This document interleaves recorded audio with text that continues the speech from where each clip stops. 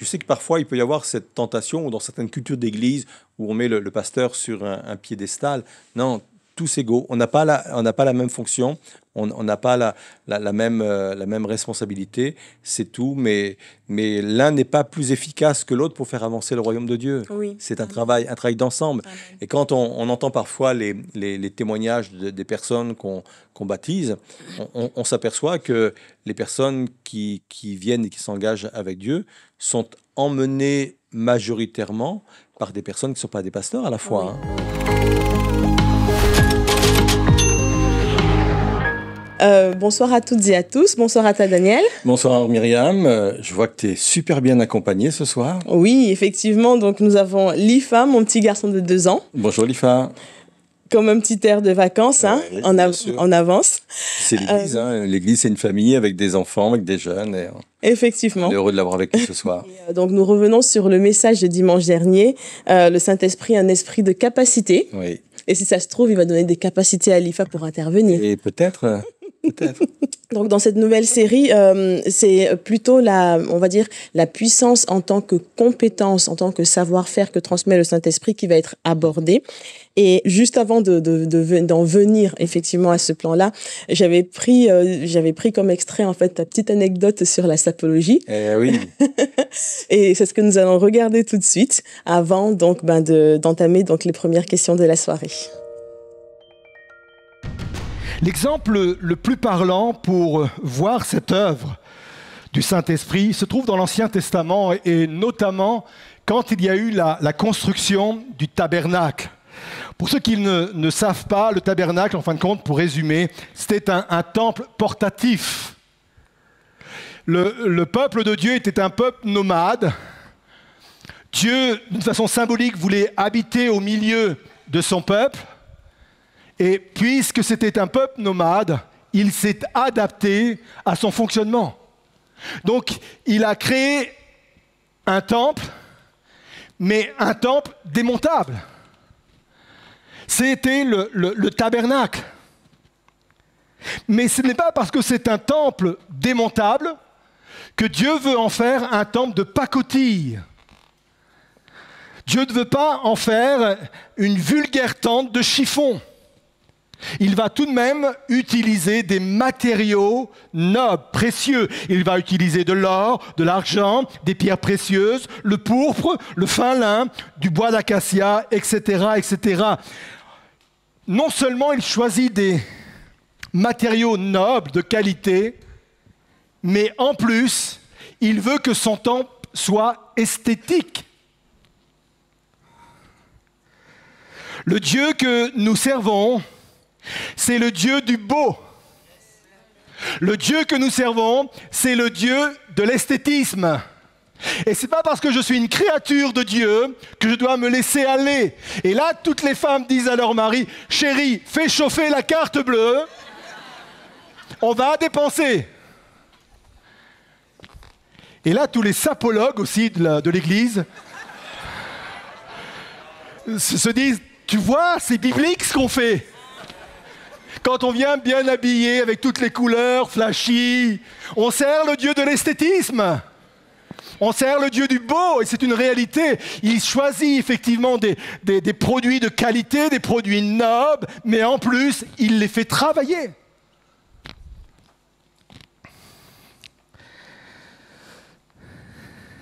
Certains matériaux vont être ciselés, sculptés, gravés, tissés, teints.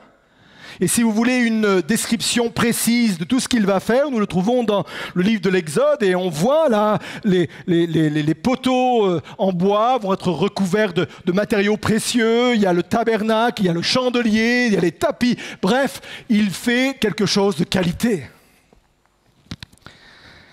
Mais pour construire ce tabernacle de qualité, il faut des personnes d'expérience. Le peuple hébreu n'en avait pas en son sein. On les trouvait chez les Égyptiens. Eux qui étaient habitués à construire des palais, eux qui ont construit des chefs-d'œuvre architecturaux. Eux, chez les Égyptiens, il y avait des ouvriers hautement qualifiés. Mais pas chez les Hébreux. On se servait des Hébreux pour les basses besognes.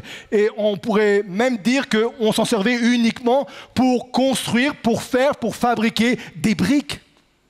Prendre de la terre glaise et de la paille, c'est pas très compliqué. Ça ne demande pas beaucoup d'expérience, ça ne demande pas beaucoup de qualité. Et ils étaient réduits à cela, à faire des briques.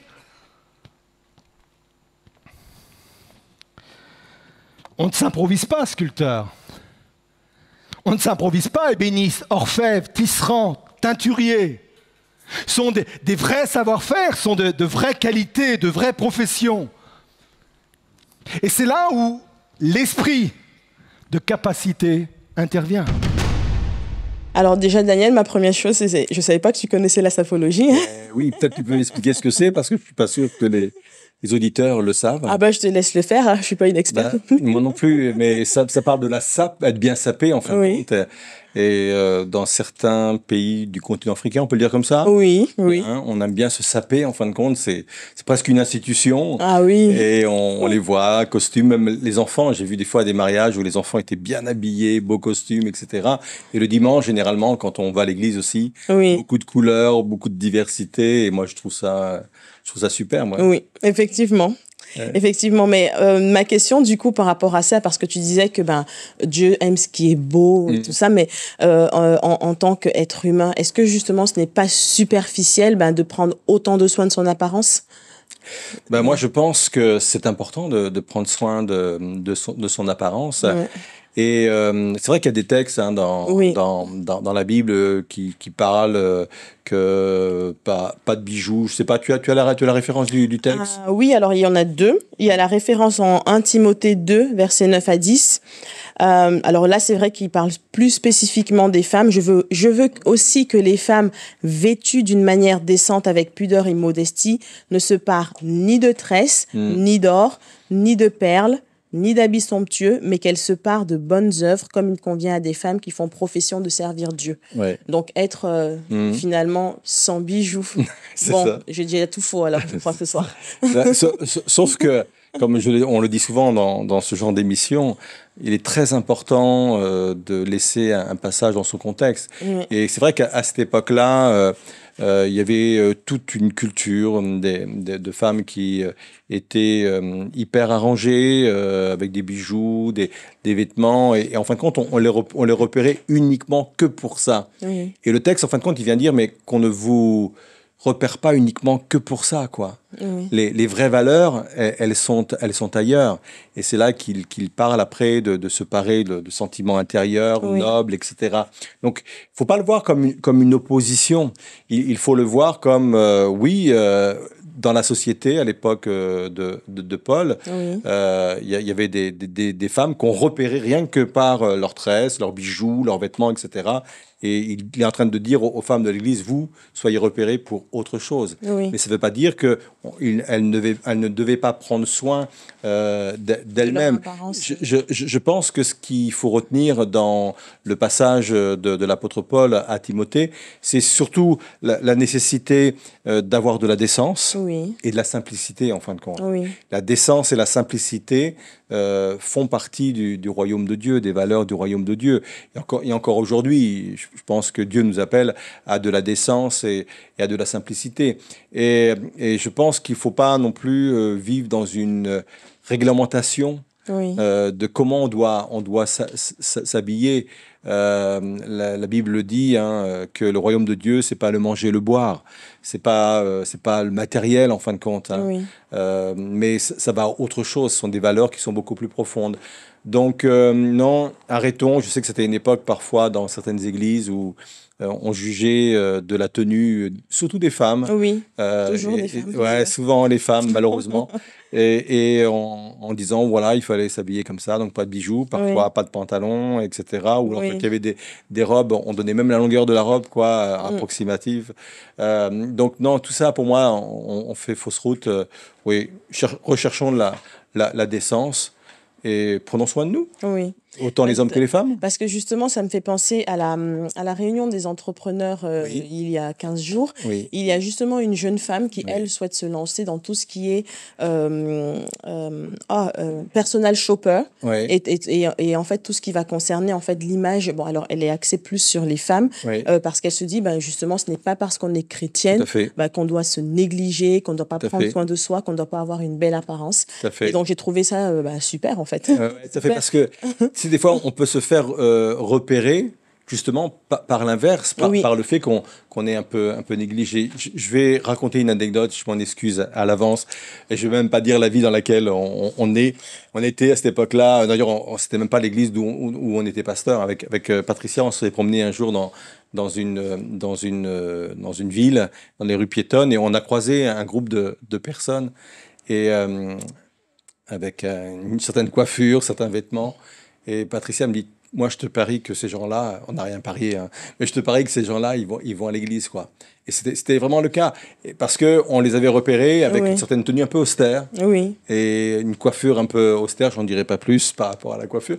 Bref, là, on se faisait repérer pour autre chose. Et je crois que Dieu nous demande d'être repérés pour autre chose que Oui. notre habillement. Donc, prenons soin de nous, et effectivement, et c'est bien que cette personne se lance aussi dans cette activité. Je pense que c'est excellent, quoi. Oui, oui. Ouais. Parce que c'est vrai qu'il y a cet adage qui dit l'habit ne fait pas le moine, Ouais, mais on reconnaît le moine à son vêtement. ouais. Mais bon, de là à dire qu'un chrétien doit être reconnaissable par son vêtement, parce Décence. qu'il va être, pas forcément sobre, mais parce qu'il va être austère, justement, ouais. effectivement, c'est dommage, puisqu'on reflète quand même Bien sûr. la lumière. Bien sûr. Donc, Bien sûr, il y a même un mouvement aux États-Unis qu'on appelait les puritains. En fin de compte, on s'aperçoit qu'ils avaient des vêtements hyper joyeux. Nous, on s'imagine, quand on entend ce mot puritain, Oui. austère, etc. Non, ils étaient hyper joyeux avec des couleurs flashy, quoi. Parce qu'ils disaient, nous, on veut être pur, on veut se garder pur pour Dieu, mais on veut montrer notre bonheur d'être Oui. pur pour Dieu, notre joie d'être pur pour Dieu au travers de nos vêtements. Donc, ils portaient des vêtements hyper flashy, quoi. Oui. Donc, ouais, il faut pas se tromper de combat dans ce domaine-là, quoi. Oui. Ouais. D'accord. Bon, bah écoute, merci pour cet éclairage en tout ce qui concerne le vêtement. Ouais, ouais. Et nous allons maintenant aller vers le domaine en ce qui concerne, donc, il communique, le Saint-Esprit qui communique en fait donc des compétences et du savoir-faire. Est-ce que dans ce registre-là, ce serait une excuse pour ne rien faire, pour ne pas étudier. Si je prends par exemple le cas d'un étudiant qui souhaite se lancer en fait dans une certaine, on va dire, carrière, est-ce que parce que le Saint-Esprit est en lui et qu'il le prie, du coup, il ne doit pas travailler ou étudier? Surtout pas. Surtout pas. Moi, je soupçonne qu'en posant la question, tu connaissais un peu la réponse. Oui, bien sûr. Mais non, surtout pas. J'aime l'idée dans la parole de Dieu que nous sommes des collaborateurs avec Dieu, ouvriers avec Dieu, Oui. dit l'Écriture. Et ça veut bien dire ce que ça veut dire, ouvrier avec. C'est Dieu fera sa part si je fais la mienne. Et c'est comme ça qu'il faut toujours le comprendre. Si je fais la mienne, Dieu fera ma part. Il n'y a pas dans le royaume de Dieu une culture d'assistanat, quoi. Ça n'existe pas, ça. Dans la culture du royaume de Dieu, l'assistanat n'existe pas. Tout ce qui tombe du ciel, j'allais dire tout cuit, ça n'existe pas, ça, dans la culture du royaume de Dieu. Il y a la notion de travail, il y a la notion d'effort dans le royaume de Dieu. Et ça, c'est quelque chose qu'on doit vraiment avoir en tête. Dieu ne bénira jamais un paresseux. Dieu ne bénira jamais quelqu'un qui ne se donne pas la peine de faire les choses. Nous sommes ouvriers avec, nous sommes collaborateurs avec. Je fais mon bout de chemin et Dieu fera le reste, quoi. Mais ça, c'est important, c'est le point de départ d'ailleurs. Et même pour le salut, si je ne fais pas moi-même une démarche de repentance et de conversion, Dieu ne fera pas sa part non plus. Donc on a toujours notre part à faire, et ça, c'est extrêmement important. Je t'en prie. Oui, parce que dans la même idée, tu parlais tout à l'heure de ça ne tombera jamais du ciel. Oui. Si on prend l'image, par exemple, de la manne, Oui. effectivement, Dieu envoyait la manne, Oui. mais les Israélites étaient quand même responsables d'aller rechercher cette manne, Oui. de la prendre Oui. pour pouvoir derrière fabriquer leur nourriture. Tout quoi. à fait, parce que effectivement, tu as raison, la nourriture n'était même pas comestible Oui. comme cela. Oui. C'était une espèce de graines qu'on devait broyer d'ailleurs, en faire de la farine. Et avec cette farine-là, effectivement, on en faisait du pain. Et l'exemple que tu donnes, est un excellent exemple parce que effectivement, on aurait pu croire que Dieu aurait pu envoyer du pain comme ça directement du ciel pour manger. Non, non, il a envoyé de quoi faire le pain. Et ça, c'est très intéressant. Oui. Effectivement, on aura toujours notre part à faire, quoi. Ouais. Et donc toujours dans cette même lignée, parfois on peut avoir une orientation dans le cœur, quelque chose qu'on souhaite faire, dans laquelle on souhaite se lancer, mais derrière on n'a pas de qualification, ça ne se passe pas bien, et, voilà. Est-ce que pour autant il faudrait laisser tomber en fait du coup ce chemin-là, cette voie-là, et changer d'orientation, parce que si on considère que le Saint-Esprit nous donne des compétences, quand on s'engage dans un domaine, il devrait nous qualifier. Mais si on s'en sort pas, est-ce qu'il faut changer pour autant? Alors, c'est important parce que Dieu laisse quand même notre libre arbitre, nos choix, nos aspirations. Et je pense que quand on choisit un travail, quel qu'il soit, une orientation, quelle qu'elle soit, il faut la faire en fonction aussi de nos propres talents naturels. Dieu ne demandera jamais qu'on aille au-devant de talents qui sont pas les nôtres. C'est pour ça que dans le choix des études, dans le choix d'un travail, c'est important que ça réponde à des aspirations, quoi. On n'est pas déconnecté de nos émotions, de ce qu'on veut, de ce qu'on pense, de ce qu'on est capable de faire, nos talents naturels. Parfois, il peut arriver que tout en ayant choisi effectivement une orientation parce que voilà, ça correspondait à nos besoins, d'être confronté à une difficulté, d'être confronté à des défis. Et c'est là peut-être d'une façon ponctuelle où Dieu vient nous qualifier par le Saint-Esprit et nous aide à gérer vraiment la situation. Mais je pense que partir de base en disant peu importe le choix que je vais faire, l'esprit de capacité va venir en aide, je ne pense pas que ça puisse fonctionner. Après, on va en parler après, mais après, à part si Dieu m'appelle vraiment à quelque chose dont je ne me sens pas être qualifié pour cela. Là, c'est différent. Le Dieu qui appelle, c'est le Dieu qui qualifie, en fin de compte. Effectivement. Mais à part ce cas de figure-là, il vaut mieux aller dans ses propres orientations et ses propres aspirations. Et si aujourd'hui je me retrouve dans une situation où je me dis non, c'est pas mon truc, ça, j'ai le droit de changer en fin de compte. J'ai le droit de changer. Ouais. D'accord, oui. Donc effectivement, oui, on viendra en fait sur cette partie où Dieu appelle, il qualifie. On va passer donc à l'extrait suivant et on reviendra tout à l'heure avec donc du coup l'action de l'esprit de capacité dans la nouvelle alliance de nos jours finalement. Quel impact, quelle implication cet esprit peut avoir dans la nouvelle alliance? Plusieurs choses. Premièrement, c'est un puissant encouragement. C'est un puissant encouragement pour tous ceux qui sont confrontés à des défis qui semblent parfois insurmontables. Dans le domaine professionnel, dans le domaine des études, dans le domaine familial, dans le domaine relationnel, et j'en passe. Arrêtons de cloisonner le Saint-Esprit, arrêtons de cloisonner Dieu. Dieu ne s'intéresse pas uniquement à ce qui se passe dans son Église, il s'intéresse à nous dans toutes les sphères et les pans de notre vie pratique. Je ne sais pas, peut-être que tu es devant un défi professionnel. L'esprit de capacité est pour toi. Peut-être que tu es confronté à une situation familiale qui te dépasse. L'esprit de capacité, le dynamisme, la puissance du Saint-Esprit est pour toi, pour vivre cette réalité.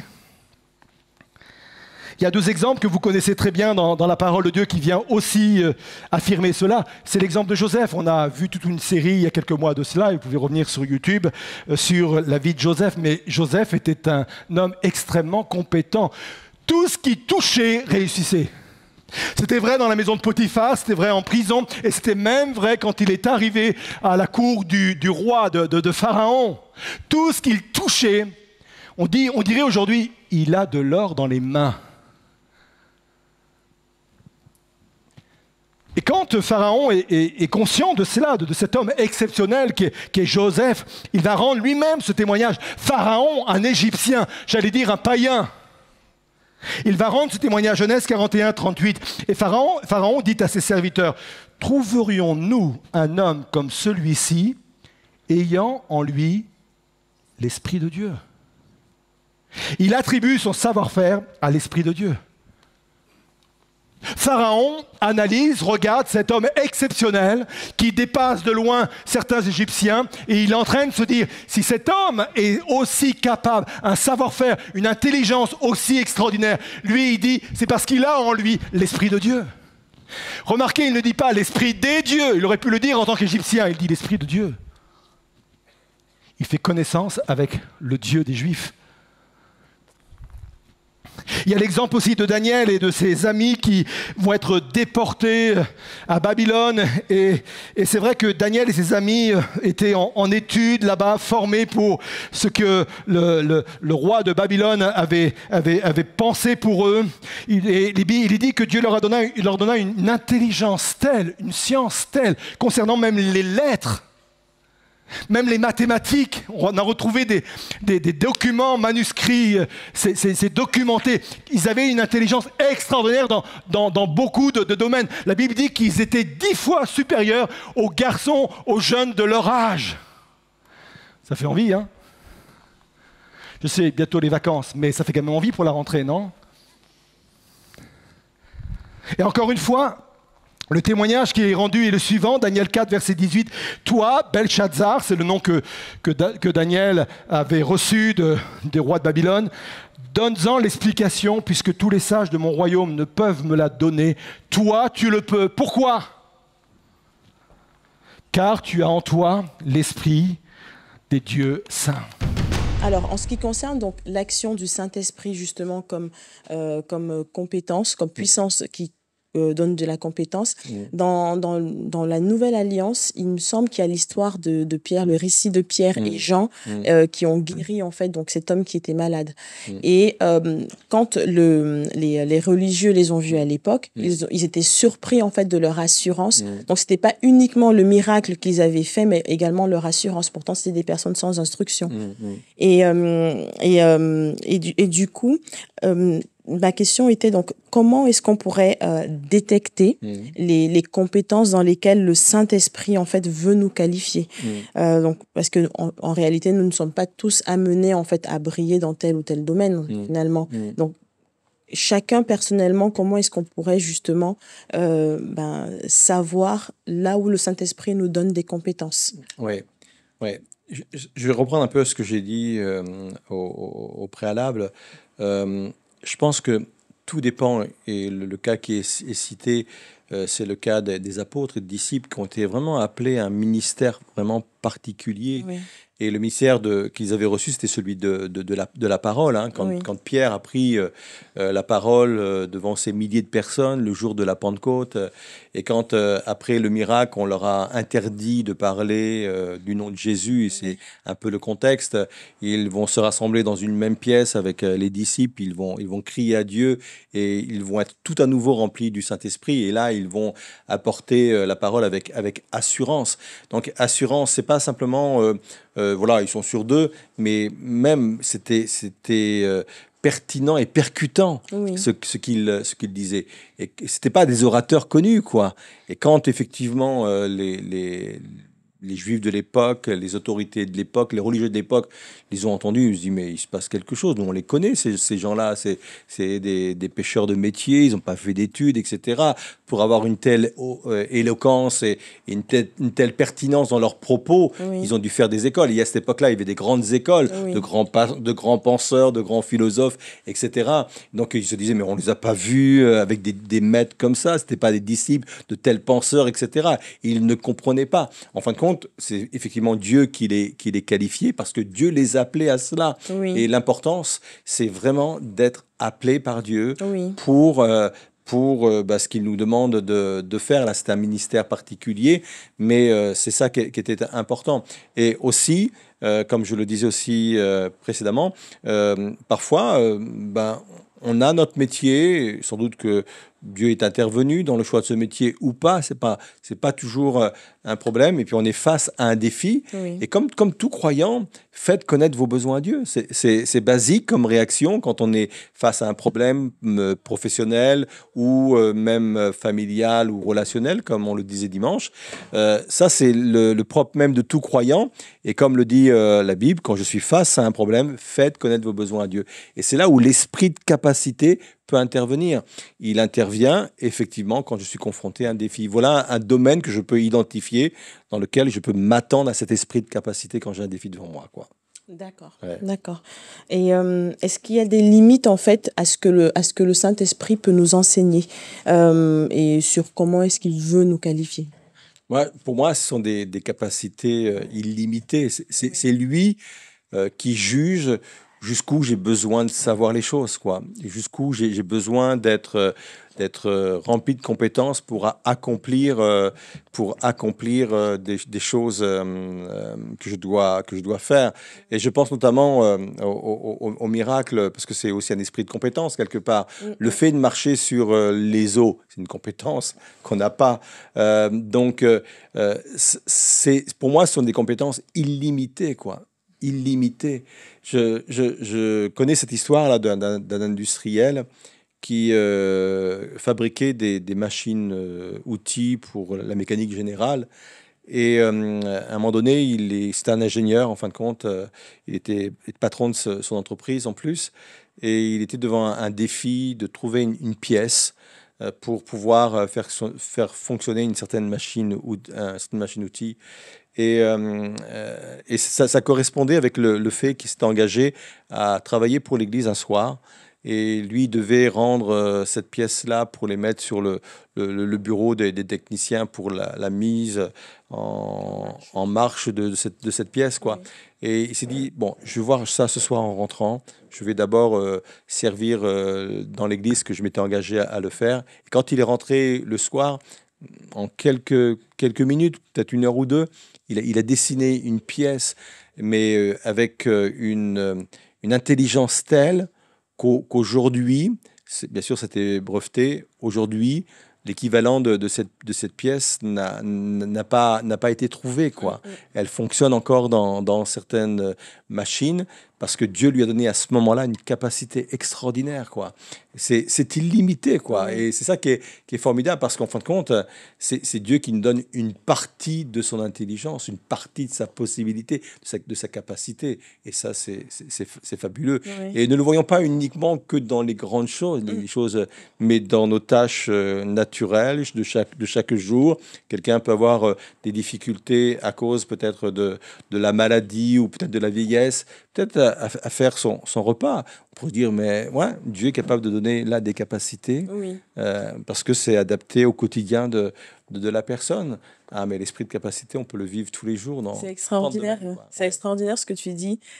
Dieu nous donne une partie de ses capacités. Ouais. Et quand on voit, en fait, comment des fois ça peut être extraordinaire, comment justement les différentes personnes qui en sont remplies peuvent œuvrer, et on se dit c'est juste une partie de la capacité de Dieu, bah, c'est extraordinaire d'imaginer si on recherche, on aspire vraiment à pouvoir avoir plus, quoi, à vivre plus. J'ai entendu des témoignages de personnes, alors c'était ponctuel comme capacité, qui ont su jouer à un moment donné d'un instrument sans l'avoir jamais appris, quoi. Par des moments de visitation de Dieu, ils sont mis derrière un piano et c'était surréaliste, quoi. Pendant 1 heure, ils ont joué du piano, mais avec une grande qualité, alors qu'ils n'avaient jamais appris, quoi, le piano. Ça ne s'est pas reproduit, mais à ce moment-là, Dieu a utilisé les doigts, les mains de ces personnes-là. Ça nous dépasse, cet esprit de capacité. Mais dans ce cas-là, je repose la question, tu es sûr qu'un étudiant est obligé d'étudier dans ces cas-là? Bien sûr. Parce qu'il peut aussi demander une onction particulière au moment des examens. Il peut demander effectivement une onction particulière au moment des examens pour que Dieu lui rappelle par le Saint-Esprit ce qu'il a appris, ou peut-être même de deviner un thème qu'il n'a pas forcément travaillé ou que ses professeurs ne lui ont pas enseigné, et lui donner la compétence et la connaissance de ce sujet-là. On sert un Dieu qui nous éblouit, qui nous étonne jour après jour. Oui, bon, effectivement, bon, c'était une blague, hein, bien sûr. C'était une blague. Maintenant, donc, je voulais qu'on aborde le sujet des 5 ministères dons qu'on retrouve dans la Bible. Oui. Apôtres, prophètes, évangélistes, bergers et docteurs. Et en fait, donc, selon la Bible, ils sont tous égaux. Ils ont été appelés, en fait, pour l'édification du peuple de Dieu. Donc, tout le monde, en principe, je pense, n'est pas forcément appelé à exercer l'un de ces ministères. Dans ce cas-là, pourquoi est-ce qu'il y aurait on va dire, une forme d'hiérarchisation si tous nous ne pouvons pas faire avancer le royaume de Dieu? Alors, bien sûr, il y a une vingtaine de dons, on l'a vu il y a quelques semaines de cela, et chacun a accès à ces dons-là. C'est vrai que eux sont à part, Éphésiens 4, hein, donc c'est vraiment à part, pour une simple raison, en fin de compte, c'est que ce sont des ministères publics. Oui. On doit les exercer publiquement. D'accord. Et dans le Nouveau Testament, Jésus en parle aussi, et puis on le trouve aussi dans les Épîtres. Il dit qu'il y a une grande responsabilité pour ceux qui ont un ministère public. Oui. C'est pour ça qu'il dit que peu enseignent, parce qu'ils seront jugés plus sévèrement. Oui. C'est la raison pour laquelle Jésus a été hyper sévère avec les leaders religieux de l'époque. Quand il s'adresse aux gens en les traitant d'hypocrites, on le trouve dur. Mais en fin de compte, il s'adresse aux religieux, aux chefs religieux de l'époque, aux leaders de l'époque. Pour cette raison-là, c'est parce qu'ils avaient une vraie influence sur le peuple. Et quand on a un ministère public, on a une vraie influence sur le peuple. Donc nous ne sommes pas tous appelés à avoir comme ça un ministère public où on doit enseigner les personnes et on doit enseigner des foules, parce que c'est un appel particulier. Pourquoi il choisit l'un par rapport à l'autre? Ça, je ne sais pas. Pourquoi moi, il m'a choisi alors que je n'ai pas les compétences pour? Je ne le sais pas. Et sans doute qu'au ciel, cela sera révélé. Mais non, c'est réservé à quelques personnes. Et fort heureusement, parce que je sais que parfois, on est tenté à pouvoir ouvrir la prédication. Ça se fait parfois, et je ne le dis pas dans un esprit de jugement, dans certaines églises où il n'y a pas forcément de pasteur, mais chacun enseigne les uns après les autres. Donc, c'est beau dans le sens où c'est démocratique, tout le monde au même niveau, etc. On est tous au même niveau, mais on n'a pas tous les mêmes responsabilités. Exactement. Et je crois qu'il y a un leadership particulier sur l'enseignement. Il y a un leadership particulier quand on a un ministère public comme cela, et ça nécessite forcément un appel. C'est pas évident, parce qu'on est peut-être les plus exposés, y compris spirituellement. Humainement parlant, c'est sûr, exposé à la critique, exposé à tout cela, mais ça, on sait le gérer, mais exposé aussi spirituellement. Donc, c'est pas un don qu'on peut mettre sur le même plan que les autres. Pour cette raison-là, c'est qu'on a la responsabilité d'âme, quoi. C'est pas rien de prêcher, d'enseigner, parce que on va emmener des âmes du bon ou du mauvais côté, quoi. Oui, parce au pouvoir de la langue, justement, est la vie et la mort. Oui, tout à fait. Donc, si à un moment donné, l'enseignant, le pasteur, du moins la personne qui est devant, sa langue fourche parce qu'elle est humaine, il peut y avoir des conséquences vraiment dramatiques. Oui, c'est pour ça que Jésus a dit à un moment donné, concernant encore une fois les dirigeants religieux, sont des aveugles qui conduisent d'autres aveugles. Et quand c'est un aveugle qui conduit dans les aveugles, ils tombent tous dans la fosse, quoi. Donc c'est une vraie responsabilité. Donc c'est pour cette raison que ce ministère ou ce don n'est pas ouvert à tous, mais Dieu choisit celui qu'il veut. Il le donne à qui il veut, quoi. Oui, voilà. Et après, il équipe tous les chrétiens, finalement, de divers dons, comme tu l'as dit dans les messages précédents, et qui ne sont pas forcément visibles, mais qui sont tout aussi importants, comme chaque partie du corps humain est importante dans toute la partie du corps. Oui, et c'est important, je reviens sur ce que je viens de dire à l'instant. Nous sommes tous égaux, quoi. Le pasteur n'est pas plus que les chrétiens. Il a une fonction différente, il a une responsabilité différente, une charge différente, mais nous sommes tous égaux. Et c'est extrêmement important. Et je sais que parfois, il peut y avoir cette tentation, ou dans certaines cultures d'église, où on met le pasteur sur un piédestal. Non, tous égaux. On n'a pas la même fonction, on n'a pas la même responsabilité, c'est tout. Mais l'un n'est pas plus efficace que l'autre pour faire avancer le royaume de Dieu. Oui. C'est un Amen. travail d'ensemble. Amen. Et quand on entend parfois les témoignages des personnes qu'on baptise, on s'aperçoit que les personnes qui viennent et qui s'engagent avec Dieu sont emmenées majoritairement par des personnes qui ne sont pas des pasteurs à la fois. Oui, Hein. oui. C'est un collègue qui a témoigné, c'est une voisine, c'est quelqu'un de la famille, etc., Oui. qui a emmené à la foi.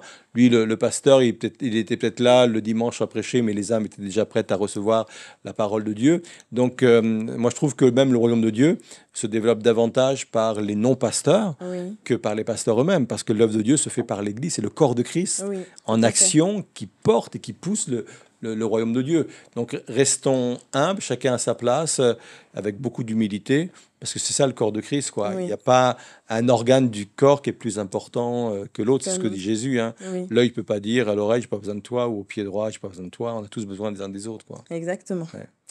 Merci Daniel. On va maintenant enchaîner en fait avec le dernier extrait de la soirée qui concerne en fait les conditions d'exercice de la puissance de compétence que nous confère le Saint-Esprit. Troisièmement, les compétences que le Saint-Esprit nous donne sont des compétences qui sont en rapport avec ma proximité d'avec Dieu. Betsalel, celui qui a été qualifié, veut dire à l'ombre de, sous la protection de. Ma compétence journalière dépend de ma proximité avec Dieu. Ça va de pair. Éphésiens 5, verset 18, Proverbe 22, verset 29, il est dit ceci: si tu vois un homme habile dans son ouvrage, il se tient auprès des rois, il ne se tient pas auprès des gens obscurs. Deux possibilités de comprendre ce texte. Soit il est auprès du roi parce qu'il est habile, et le roi ne s'entoure que de gens habiles. Oui, c'est une part de vérité. Ou alors, il est habile parce qu'il est à côté du roi.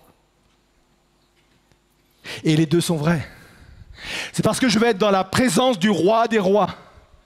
Je vais être aux côtés de celui qui est l'excellence même, la pureté même, que je vais amplifier cet esprit de capacité et de compétence. Je veux vivre ça chaque jour. Et je termine. Cette compétence découle du fait d'être rempli du Saint-Esprit. Et là, peut-être qu'on a besoin tout à nouveau de redécouvrir ce qu'est être rempli du Saint-Esprit. Je l'ai dit dans le premier message, me semble-t-il, être rempli du Saint-Esprit, c'est pas trembler de partout. Être rempli du Saint-Esprit, c'est pas faire des choses bizarres. En fin de compte, être rempli du Saint-Esprit n'est pas tant ce que moi je peux avoir du Saint-Esprit que ce que le Saint-Esprit peut avoir de moi. Alors donc dans ce dernier extrait, donc on abordait le point que tu as évoqué concernant les conditions d'exercice de la puissance de compétence du Saint-Esprit. Et ma question concerne en fait les personnes qui ne sont pas forcément chrétiennes, donc qui n'ont pas forcément le Saint-Esprit, mais qui sont douées de compétences vraiment dans plusieurs domaines et de compétences vraiment particulières.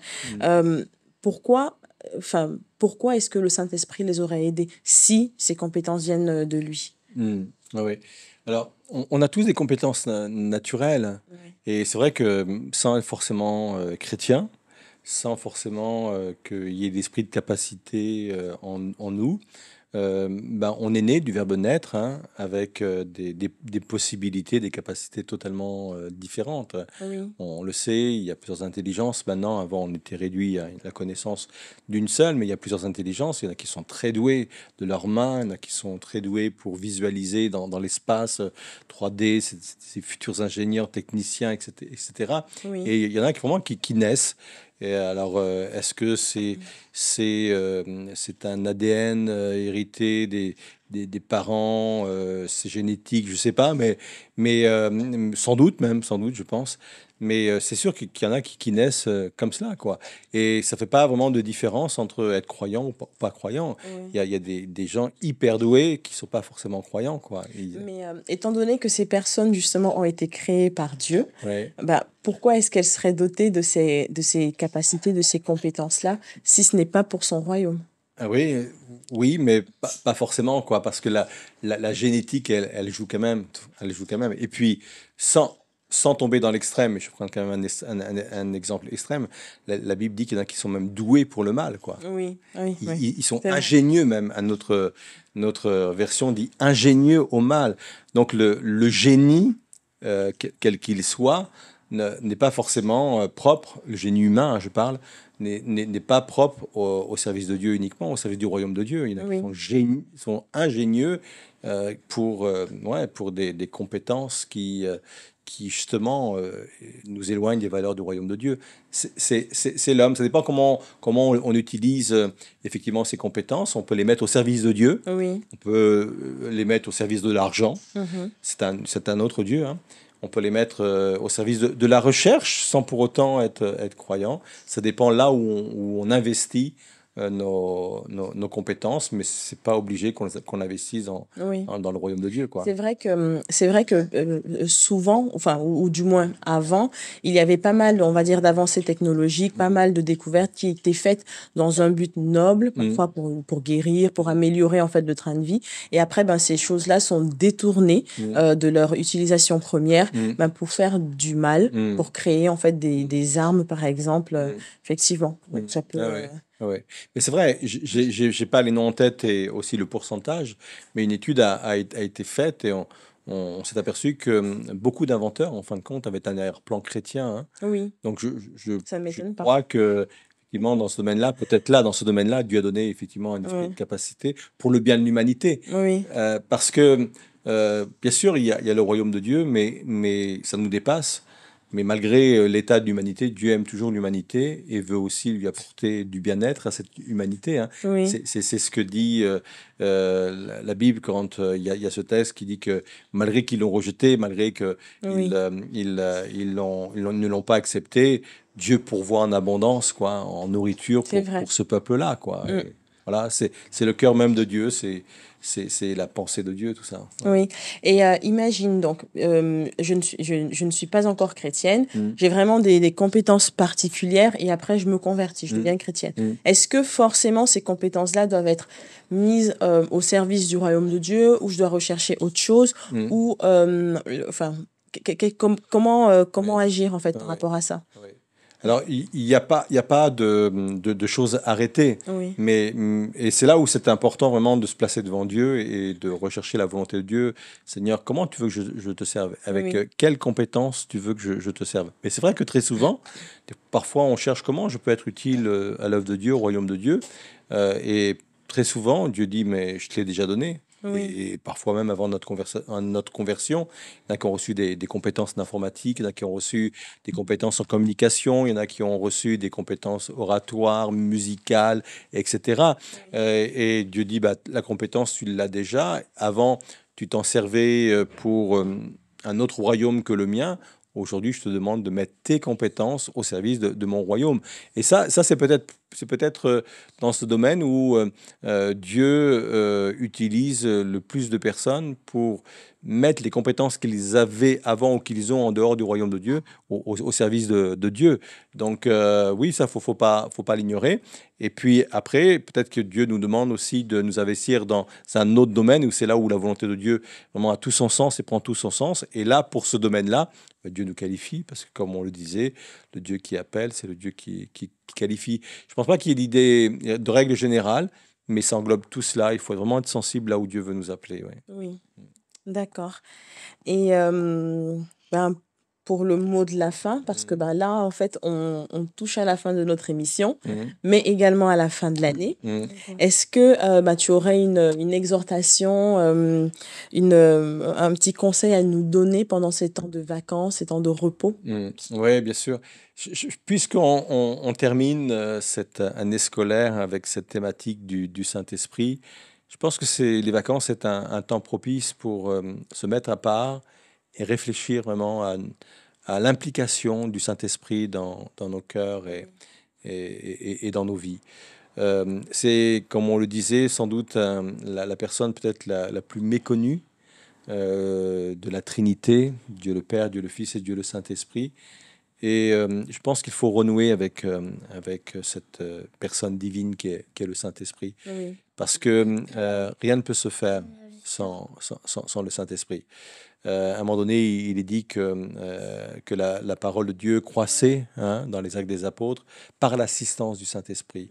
Donc ça veut dire que l'œuvre de Dieu se fait par le Saint-Esprit. Ça ne veut pas dire qu'on ne doit pas mettre en place des stratégies, on ne doit pas mettre en place des techniques, parce que des fois on oppose les deux. Moi je pense qu'il faut être le plus pertinent, avoir une culture la plus pertinente pour notre société, avec les outils aussi qui sont adaptés à cette société. Mais ces outils-là vont fonctionner ou ne peuvent fonctionner que s'il y a le Saint-Esprit. C'est un peu comme dans un avion, il y a tous les instruments de bord. Bah oui, c'est important, on ne peut pas faire sans les instruments de bord, mais les instruments de bord à eux seuls ne suffisent pas, quoi. Il faut de l'essence, du kérosène, quoi, dans l'avion. Eh bien, l'Église, c'est un peu comme cela. Dieu nous donne, oui, des instruments de bord, des stratégies, il y a plein d'activités, il y a plein de choses, d'organisation, etc. Et ça, on peut pas le retirer. Ça, c'est le fonctionnement de l'Église, la structure de l'Église, l'organisation de l'Église. Mais l'organisation de l'Église toute seule n'apporte rien, en fin de compte. Il faut qu'il y ait de l'énergie, il faut qu'il y ait de l'essence, et l'énergie, c'est le Saint-Esprit. Donc, pour vivre une rentrée bénie au niveau de l'Église et pour vivre une rentrée bénie sur le plan personnel, peut-être que pendant ce temps de vacances, nous rapprocher de livres, de textes qui nous parlent du Saint-Esprit. La Bible dit que la foi vient de ce qu'on entend, et ce qu'on entend vient de la parole de Dieu, pour vivre la réalité plus que jamais de la vie de l'Esprit. Et on reviendra aussi sur ce sujet au cours des vendredis, les soirées du vendredi soir de prière.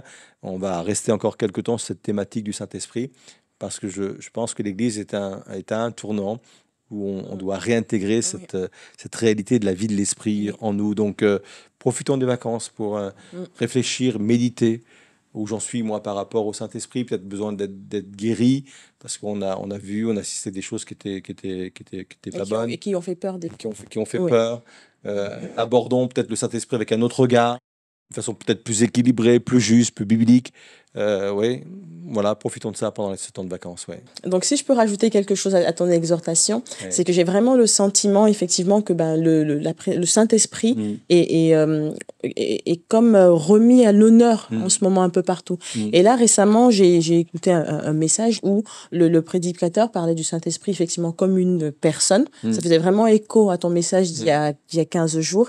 Et il a donné une image qui m'a vraiment beaucoup parlé. Il a dit, c'est un petit peu comme si on avait un chauffeur, un super chauffeur dans sa voiture, mais qu'on ne s'en servait pas. C'est nous-mêmes qui tenions le volant.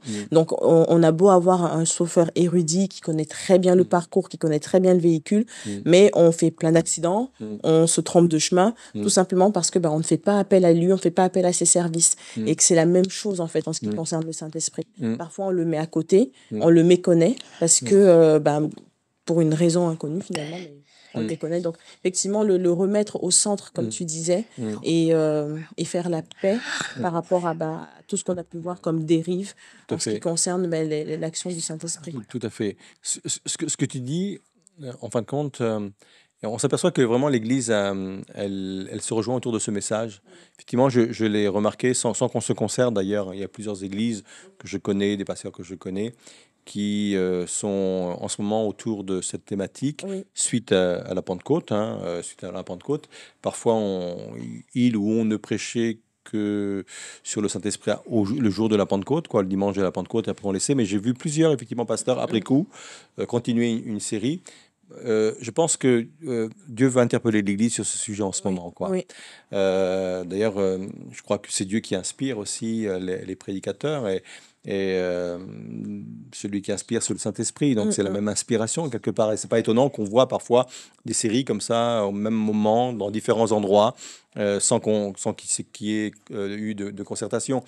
Comme je le disais dimanche, je pense qu'on vit quand même des temps spéciaux. et où conduire l'Église va devenir de plus en plus complexe. Vivre l'Église va devenir plus complexe. Vivre sa vie de chrétien va devenir de plus en plus complexe.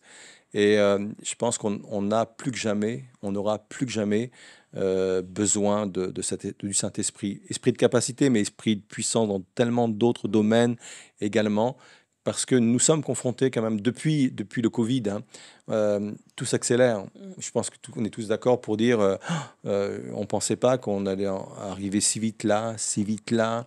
On parle de valeurs qui nous font peur, quoi. On parle de l'intelligence artificielle. Je ne suis pas en train de dire que tout est mauvais en cela, mais on voit aussi les dérives que ça peut apporter, certaines idéologies qui sont vraiment contre nature. Tout ça fait que, oui, la société va très très vite depuis le Covid. Ce qu'on mettait 10 ans à parcourir, aujourd'hui on le parcourt en 2 ans, c'est rien 2 ans. Il y a comme une accélération des choses. Et là, je pense que si le Saint-Esprit ne vient pas à notre aide pour construire l'Église et pour faire avancer le royaume de Dieu, ça va être hyper compliqué. Et moi, j'entends au travers de le fait que plusieurs abordent en ce moment ce sujet, j'entends comme un message qui vient de Dieu pour les églises. Nous allons avoir besoin dans les temps à venir, plus que jamais, de la personne et de la puissance du Saint-Esprit. Merci Daniel. C'est vrai que c'est un sujet vraiment super passionnant, le Saint-Esprit. Et c'est important de se rappeler qu'il est Dieu. Amen. Il est Dieu avec nous. Donc là, nous sommes vraiment à la fin de l'émission.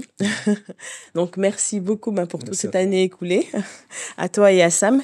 Et puis aussi, je voulais dire merci aussi aux techniciens, Aurélien, Nico, Alain qui n'est pas là ce soir, et puis Keva. Et aussi, je tiens aussi à remercier tous les internautes qui sont fidèles, qui nous suivent en fait tous les jeudis soirs. Nous vous souhaitons de belles vacances, un bon repos et on se revoit à la rentrée pour de nouvelles émissions de MLM en question. Bonne soirée à tous. Bonne soirée Doudou. À bientôt. Je dis au revoir.